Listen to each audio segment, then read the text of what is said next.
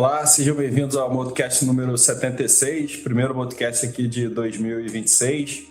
Hoje é dia 9 de janeiro de 2026, agora são exatos 3 horas da tarde e 11 minutos. Junto comigo aqui para abrir o ano, o Gustavo Kataguiri, sócio e gestor responsável pela estratégia Total Return. Meu nome é Adriano Leite, eu sou responsável pela área comercial. Feliz ano novo, Kataguiri. Vamos começar aí. Eu acho que é legal aí esse primeiro podcast, a gente fazer um balanço aí do ano passado, não só de mercado, mas da estratégia também, né? No caso aqui hoje, mais especificamente aí do Multi Capital Total Return. E também falar, obviamente, do que a gente está esperando aí para o ano de 2026, né? Um ano aí de eleição, onde geralmente aí o humor do investidor e do mercado aí fica bastante animado. Cata, vamos começar então primeiro falando aí do cenário global. Como é que você pode falar aí do mês passado e tentar projetar um pouquinho aí esse início de ano e o que a gente deve ver para frente aí? Não, tá ótimo, obrigado, Adriano. Feliz ano novo para todos os amigos, parceiros aí que nos ouvem, né? Assim, eu acho que o final do ano passado foi, do lado externo, um filme relativamente parecido com o que a gente viu ao longo de 25 e a gente espera que seja 26, né?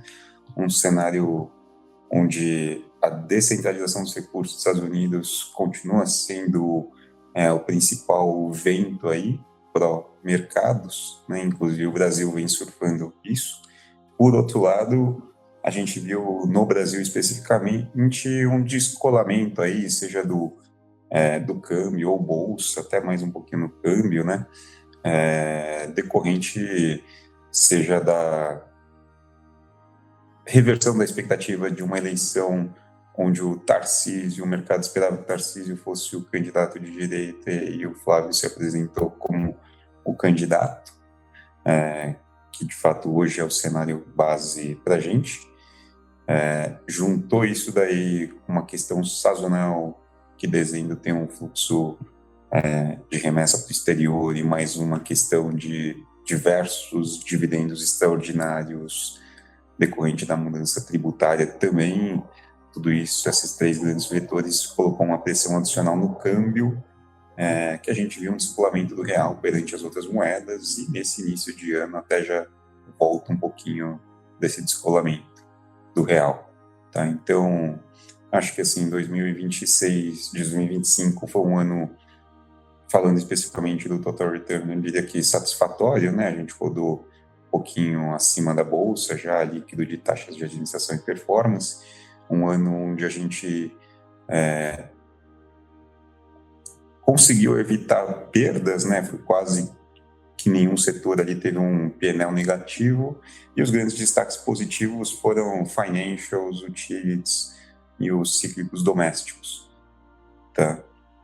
E para 26 a gente entra com essa expectativa de que o dólar continue fraco, os juros que já começou a cair lá fora comece a cair aqui no Brasil, onde a gente vê um juros real bem elevado, né? Então tem espaço para cair um pouco mais,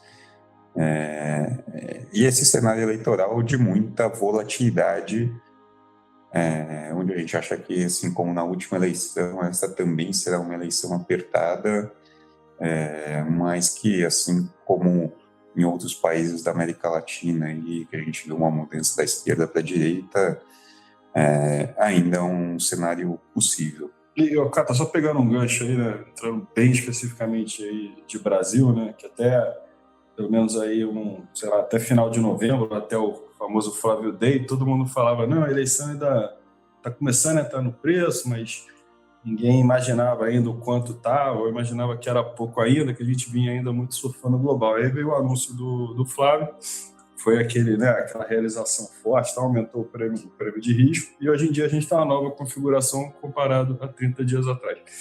E aí, pegando um gancho no que você falou, né, de que vai ter volatilidade, etc. e tal, e são resultados que o mercado vê como meio binários, né, dependendo de A ou B, como é que navegar até lá, e aí botando nisso também esse contexto assim de que a bolsa ainda está barata, né? Tem empresas com carrego, mas ao mesmo tempo você tem uma volatilidade num ambiente onde o investidor ainda é bastante machucado e o CDI ainda é bastante elevado, né? Provavelmente vai começar a cair juros aí em março, talvez, mas ainda é um carrego elevado, né? Um prêmio de risco alto. Como é que põe isso tudo aí no pacote?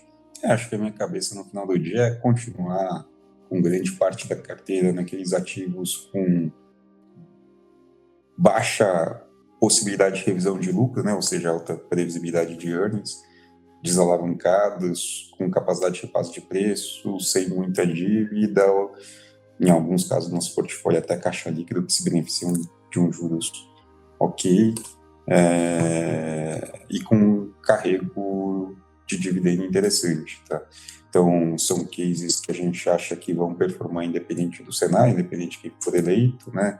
Assim como Copel, Axia, IRB, que são 3 dos grandes destaques do ano passado, a gente acha que são ativos que vão performar independente do que acontecer, de quem for eleito, né? E outros ativos como Bradesco e Iguatemi, eles têm um preço tão convidativo que, apesar de ter alguma influência um pouco maior do PIB, existem, seja na questão do Bradesco, como eficiência lá, ou no Iguatemi, quantidade de repasse de preço, questões fiscais que vão ajudar o resultado deles também, com essas mudanças tributárias. Existem motivos específicos de cada um desses cases que podem, de certa forma, amenizar ou sobrepor o cenário macro. Tá? E aí, ao mesmo tempo, também, taticamente, a gente também vem estruturando umas proteções, basicamente put ou put spread, seja em grande parte no índice, algumas coisas específicas em uma ação ou outra. E basicamente o put spread é porque a gente acha que a simetria é para cima, né? Então a gente quer continuar tá relativamente bem comprado e as realizações a gente acha que são oportunidades de compra. Assim, como a simetria é para cima, também não achamos que dá para cair 20% do patamar que está. Entendi. Bom, vamos aqui falar rapidamente aí da performance dos fundos. Eu vou comentar aqui os destaques do Equity Hedge e do Multicap Ações. Depois a gente volta para o Total Return aqui, a gente fecha aqui voltando com o Gustavo Kataguiri. O Multicap Equity Hedge ele fechou o mês aí com mais 1,39% versus um CDI de 1,16%. E no ano, que aí vale obviamente para os 12 meses, 13% versus um CDI de 14,25%. Ele teve uma recuperação boa aí no último trimestre, conseguiu performar acima do CDI nos últimos 3 meses. Os destaques do mês passado, acho que foi principalmente tecnologia e commodities, onde a gente vem carregando uma posição de empresas, no caso de commodity de cobre, vendido em petróleo, né? Acho que está muito conectado nessa questão aí também da reflação e essa demanda aí de AI por energia. Da ponta negativa, acho que o principal destaque aí foram os pares no setor de consumo. A exposição bruta do fundo está rodando aí próximo de 160%, a parcela comprada mais vendida, e a exposição líquida segue aí próximo de zero. Tá? Já o Multicap Ações, a nossa estratégia long only, né? Ela fechou aí o mês passado menos 2,63 contra o Ibovespa aí de 1,29 e no ano, né, o ano de 2025 e os 12 meses, 44,14 versus o Ibovespa aí de 33,95, fechando aí um ano bom.